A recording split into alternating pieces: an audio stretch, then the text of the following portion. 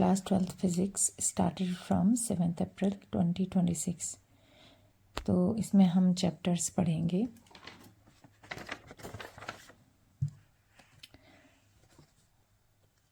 वैद्युत आवेश तथा क्षेत्र, इलेक्ट्रिक चार्जेस एंड फील्ड्स, ये पहला चैप्टर है। इसमें हम वैद्युत आवेश, वैद्युत बल रेखाएं, वैद्युत क्षेत्र की तीव्रता इत्यादि के बारे में पढ़ेंगे। तो सबसे पहले हम पढ़ते हैं कूलाम का नियम। कूलाम, इनका पूरा नाम था चार्ल्स ऑगस्टीन डी कूलाम। इनका जन्म 1736 में 14 जून को फ्रांस में हुआ और ये फ्रेंच फिजिसिस्ट थे। कूलाम ने पाया कि निर्वात में, वैक्यूम में वैद्युत बल जो होता है सर्वाधिक होता है और कुचालक माध्यम में कम, और यदि दोनों आवेशों के बीच सुचालक जैसे धातु रख दें तो वैद्युत बल का मान 0 प्राप्त हो सकता है। तो ये कहते हैं कि दो स्थिर बिंदु आवेशों के बीच लगने वाला आकर्षण अथवा प्रतिकर्षण बल F दोनों आवेशों की मात्राओं के गुणनफल के अनुक्रमानुपाती तथा दोनों आवेशों के बीच की दूरी के वर्ग के व्युत्क्रमानुपाती होता है। तो जैसे हम यहाँ पर ले लेंगे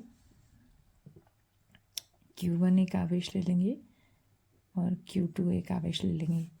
तो क्या कह रहे हैं, ये दो स्थिर बिंदु आवेश, ये आवेश कैसे स्थिर हैं ये, और ये किसी माध्यम में भी रख सकते हैं हम इनको, या फिर हम निर्वात में रखें तो इनके बीच में लगेगा आकर्षण बल। यदि ये दोनों प्लस होंगे तो लगेगा आकर्षण बल, प्रतिकर्षण बल। और यदि ये प्लस Q1 है और ये माइनस Q2 है तो इनके बीच में लगेगा आकर्षण बल, इसमें लगेगा प्रतिकर्षण बल। ये इसको इधर की तरफ प्रतिकर्षित करेगा और इस तरह से ये आवेश इसको इधर की ओर प्रतिकर्षित करेगा। तो दो स्थिर बिंदु आवेशों के बीच लगने वाला, ये दो स्थिर बिंदु आवेश हैं, इनके बीच लगने वाला आकर्षण अथवा प्रतिकर्षण बल, तो यहाँ पर तो लगेगा प्रतिकर्षण बल और यहाँ पर लगेगा आकर्षण बल। ये इसको अपनी ओर आकर्षित करेगा, ये इसको अपनी ओर आकर्षित करेगा।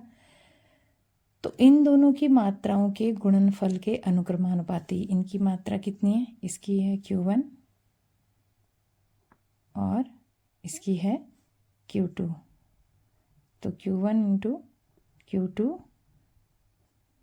और इनके बीच की दूरी अगर हम R ले लें तो R के स्क्वायर के बराबर होता है समानुपाती।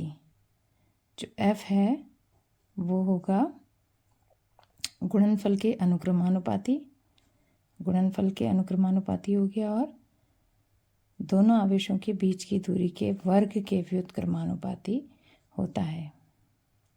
तो यदि हम ये धनात्मक लें दोनों आवेश तो यहाँ पर लगेगा प्रतिकर्षण बल, बल को हम F से दिखाएंगे, और यदि हम यहाँ पर एक प्लस आवेश लें, माइनस आवेश लें तो यहाँ पर होगा आकर्षण बल और उसको भी हम F से दिखाएंगे। यदि हम अनुक्रमानुपाती का चिन्ह हटाएं तो हम लेंगे एक स्थिरांक या नियतांक Q1 Q2 upon R square. K है परावैद्युतांक स्थिरांक।